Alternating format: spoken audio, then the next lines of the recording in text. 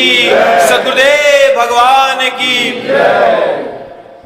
सुहानी जैन जी जयपुर से।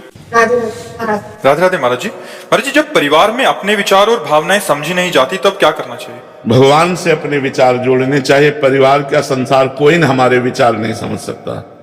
हम अंदर से आपके प्रति जो व्यवहार करेंगे उसका परिणाम हमको प्रतिकूलता ही मिलेगी। आप हमारे विचारों को नहीं समझ पाएंगे।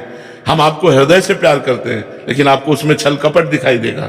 आप प्रतिकूल व्यवहार करेंगे तो हमको हमारा हृदय जलेगा कि हमने तो वास्तविक हृदय से प्यार किया और ये छल कपट कर रहा है। तो इसलिए हमारे हृदय की बात तो केवल हृदयेश्वर भगवान जानते हैं। इसलिए हमें चाहिए कि अपने विचार और अपने हृदय की बात भगवान से करें और सबको जो सुख पहुंचाते हैं तो परिणाम में बदले में हम कुछ ना चाहें तो हम सुखी हो जाएंगे। अगर बदले में चाहेंगे कि हम आपसे थोड़ा भी परोपकार की भावना से किया तो आप हमको थैंक यू तो बोल दीजिए, तो आप परेशान हो जाएंगे।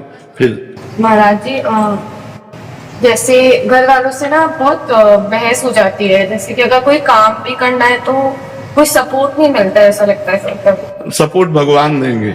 हम इसलिए तो कह रहे भगवान से जुड़ो तो परिवार भी आप पर प्रेम करेगा। जा पर कृपा राम की हुई ता पर कृपा करे सब कोई। अपने अपने विचार हैं, आपके अपने विचार हैं, आपके भाई के अपने विचार हैं, पिता के अपने विचार हैं, चाचा के अपने विचार हैं, लेकिन भगवान आपके विचार को जानते हैं। और अगर आप भगवान से जुड़ी तो आपका विचार पक्का होगा जिसका प्रभाव सबके ऊपर पड़ेगा। देखो, संतों का विचार क्यों समाज के ऊपर पड़ता है? क्योंकि उनका विचार भगवान से जुड़ा हुआ होता है। समझ रहे ना? कोई नई बात नहीं है। आपके अंदर भी विचार है लेकिन आप सुनने क्या आए हो? संतों के विचार ही तो सुनने आए हो कि ये क्या बोलेंगे, इनका विचार क्या है, और आपका विश्वास है ये जो बोलेंगे सही बोलेंगे। क्यों? क्योंकि हमारा विचार, हमारा भाव भगवान से जुड़ा हुआ है। तो आप अपने विचार को, अपने भाव को भगवान से जोड़िए तो आपके परिवार पर उसका प्रभाव पड़ेगा। देख लीजिए, आप करके नाम जप कीजिए और भगवान से बातचीत कीजिए, प्रभु ऐसे से ऐसा हो जाए तो अच्छा। वो सुन रहे हैं आपकी बात, विश्वास कीजिए, वो आपके हृदय में बैठे सुन रहे हैं। जब ज्यादा भजन करोगे तो आपको अनुभव में होने लगा भगवान से कि हमने जो बात की देखो ये तत्क्षण हो गया। आपको अनुभव में आने लगेगा, बिना भजन के अनुभव में नहीं आएगा। और संसार से कभी हमें तृप्ति नहीं मिल सकती, कभी हमें प्यार नहीं मिल सकता। ये शब्द लिख लो, संसार के प्यार से कभी हमें शांति नहीं मिल सकती। 4 दिन वो जरूर दुलार करेगा, इसके बाद फिर हमको भटकना पड़ेगा। भगवान निर्वाह करते हैं प्यार का, संसार निर्वाह नहीं करता। संसार नवम नवम नवम। संसार आज ये वस्तु, कल वो वस्तु, परसों वो वस्तु। आज ये व्यक्ति, कल वो व्यक्ति, परसों वो व्यक्ति। ऐसा मन करता है कि नहीं कर? एक जगह मन नहीं टिकता है। तो आज हमसे कोई कह रहा है कि मैं आपको बहुत प्यार करता हूं, और कुछ समय बाद हम देखते हैं वो दूसरे से प्यार कर रहा है। अब हमारी हालत क्या होगी? अब हमारी हालत क्या होगी? कहां जाऊं? क्योंकि मैंने जिसको अपना माना वो दूसरे से प्यार करता है। ये हालत है संसार की। इसलिए भगवान को साक्षी करके अपने प्यार को भगवान में समर्पित करो, और भगवान जहां समर्पित कर दे जैसा, वहां रोल करो प्यार का। प्यार भगवान में और प्यार का रोल करोगे तो जीत जाओगे। सच्चा प्यार संसार से मत करो, सच्चा प्यार भगवान से करो। धर्म पूर्वक निर्वाह संसार में करो और प्रेम भगवान से करो। अनीता रानी जी। राधे राधे महाराज जी। महाराज जी, मैं अपने बच्चों के लिए हमेशा अजीब सी डरती सी रहती हूँ। खुश रहने की कोशिश करती हूँ लेकिन कभी खुश नहीं रह पाती। अजीब सा डर रहता है हमेशा। अधिक प्रीत मन भा संदेहा। जहां हमारा अधिक प्रेम होता है वहां संशय प्रकट हो जाता है। कहीं ऐसा ना हो जाए, कहीं ऐसा ना हो जाए, कहीं इस तरह की जो वृत्तियां आती हैं उनको शांत करने के लिए भगवान का नाम जप है। नाम जप करोगे तो आपको भगवान में विश्वास हो जाएगा, और विश्वास से होगा कि भगवान है ना। जो 5 वर्ष के बालक प्रहलाद की रक्षा की, वही हमारे बच्चों की भी रक्षा करेंगे। वो सारे जगत के स्वामी हैं।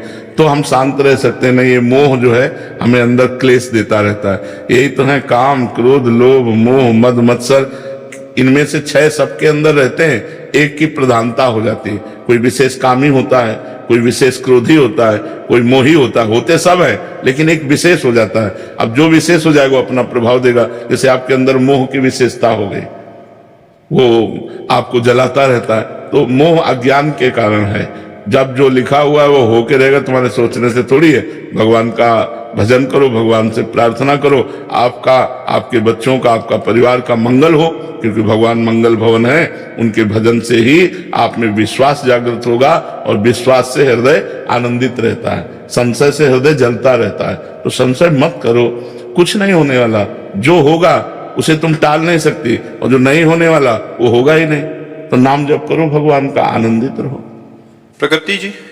जय श्री हरिवंश। श्री हरिवंश महाराज जी। महाराज जी, मैं और मेरे पति बाहर विदेश में रहते हैं। आपके सत्संग और श्री जी की कृपा से हम दोनों पूरी कोशिश करते हैं कि आपके बताए हुए रास्ते पर चलें और वहां पर रहकर अपना जीवन सात्विक ढंग से जिएं और श्यामा शाम की सेवा करें। महाराज जी, आप कह रहे हैं कि हमने पार्टीज में जाना छोड़ दिया, सारे जो धर्माचरण थे सारे। विदेश में रहकर भक्ति करना बहुत कठिन बात है, क्योंकि वहां का वातावरण विशेष रजोगुणी और तमोगुणी है।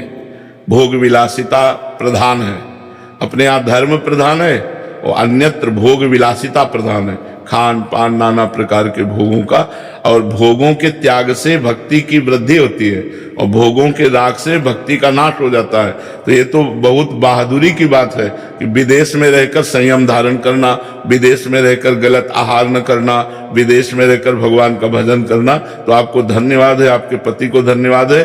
दोनों मिलकर के खूब धैर्यपूर्वक भक्ति मार्ग में चलो, जीवन का फल है भगवान की प्राप्ति हो महाराज जी, जाएगी। काफी दोस्त तो छूट गए हैं जो भगवत मार्ग पर चल रहे थे, बस उन्हीं से संपर्क कर रहे थे। बस जो छूट गए हैं वो बहुत, महाराज जी वो कहते हैं कि घमंडी हो गए हैं आजकल, ये हो गए हैं। तो महाराज जी बात छिपाते हो क्या? तो महाराज जी जीवन में मतलब इन लोगों को कटना ठीक है ना महाराज? हाँ बिल्कुल। जाके प्रिय न राम वैदेही तजिए ताहि कोटि बैरिशम जद्य परम स्नेही। गोस्वामी तुलसीदास जी कहते हैं जो भगवान से विमुख लोग हैं, हमारा उनसे कभी संबंध न रहे। जो भगवान के भक्त है उनकी चरण रज हमारे माथे पे रहे, ऐसा सिद्धांत है भक्ति का। तो अगर ऐसे लोग छूटते हैं तो भगवान की कृपा है। अगर कोई साथी ना हो तो बहुत अच्छी बात है, भगवान साथी हमारे हैं। और ऐसे भगवत विमुख लोगों का साथ भी कोई साथ नहीं है। जहां पर विपत्ति आई तहां सब अलग नजर आएंगे, आप संकट में फंस जाएंगे, कोई पूछेगा नहीं। ये स्वार्थी लोग हैं, भगवान ही संकट में सहयोग देने वाले हैं। इसलिए भगवान से प्रार्थना करो कि आपके भक्तों का संग मिले और आपसे जो विमुख जन है इनसे हमारा कोई संबंध न हो। इनका छूट जाना ही अच्छा है। उसमें सोचो मत कि हमारे पास इतना समुदाय जुड़ा था अब वो समुदाय छूट गया तो हम अकेले पड़ गए। नहीं, विश्व का रचयिता भगवान जब तुम्हारे साथ है तो तुम अकेले कैसे हो सकते हो जी। चिन्मय जी नागपुर से। राधे राधे महाराज जी। महाराज जी, भजन करने के साथ और क्या करना चाहिए जिससे प्रभु की भक्ति प्राप्त हो और मन ना भटके और मन की व्याकुलता बढ़ी रहे? भक्तों का संग, भक्तों का संग, भगवत भक्तों का संग। भगवान के भक्तों के संग से भक्ति घनीभूत होती है। भगवान के भक्तों के संग से विकारों का नाश होता है। भगवान के भक्तों के संग से भगवान की महिमा जागृत होती है। भगवान के भक्तों के संग से हमें भक्ति करने की क्षमता जागृत होती है। इसलिए बड़ा दुर्लभ है, महत्संगस्तु दुर्लभ हो। भगवान के प्रेमी भक्तों का, जो वास्तविक भक्त हैं, उनका संग मिलना बड़ा कठिन है। यदि उनका संग मिल जाए, भक्त संग, तो उमा परम लाभ यह है जाना। संतों का संग ही भगवान शिव कह रहे परम लाभ है। उमा संत समागम सम न लाभ कछुआन।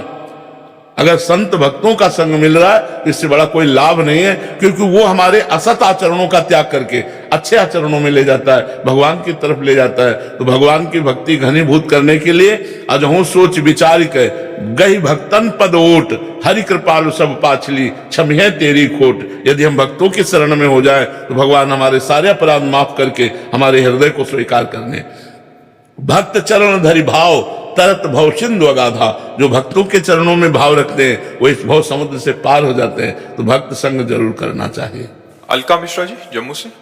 राधे राधे। महाराज जी राधे राधे। महाराज जी, क्या स्वप्न भी साधना की अवस्था बन सकते हैं? स्वप्न में बार बार संत देवी देवता या दिव्य प्रकाश का दर्शन होना वास्तव में उनकी कृपा है या मन की कल्पना? हाँ, नहीं, शुभ सूचना है, अच्छा है, पर कोई सार्थकता थोड़ी है उससे।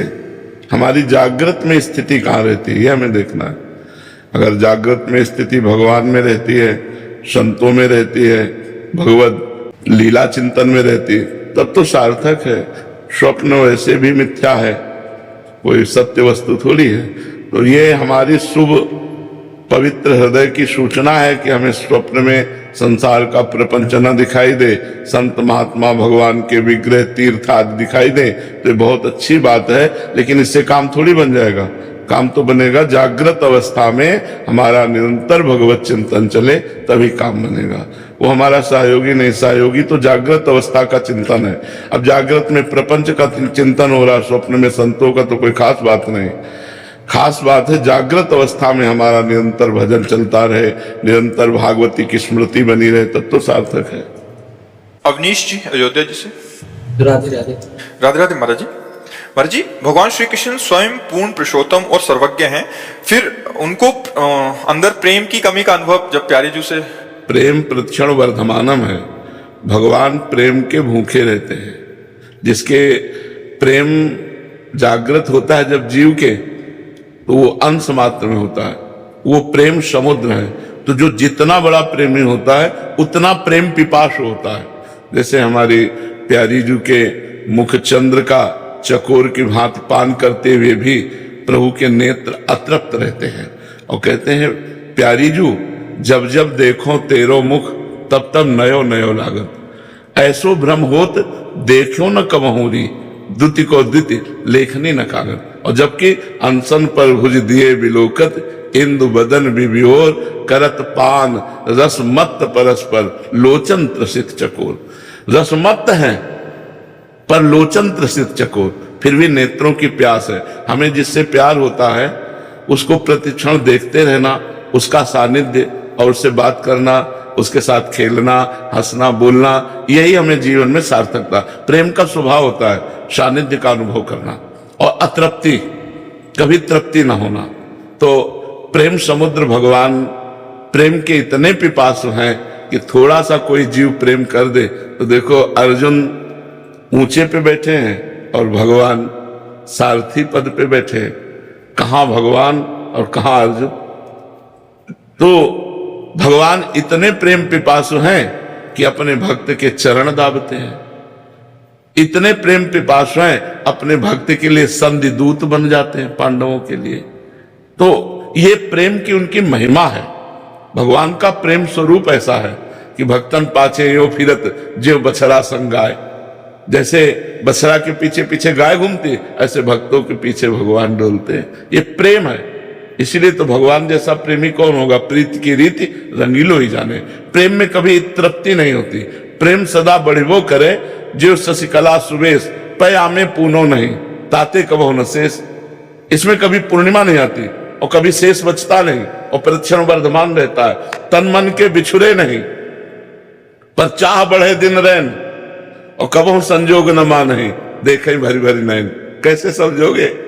अलवरात मिलवे को निस दिन मिले ही रहत, मनो कबो मिले ना। भगवत रसिक रसिक की बातें रसिक बिना को समझ सके। ये प्रेम अगूढ़ वस्तु है।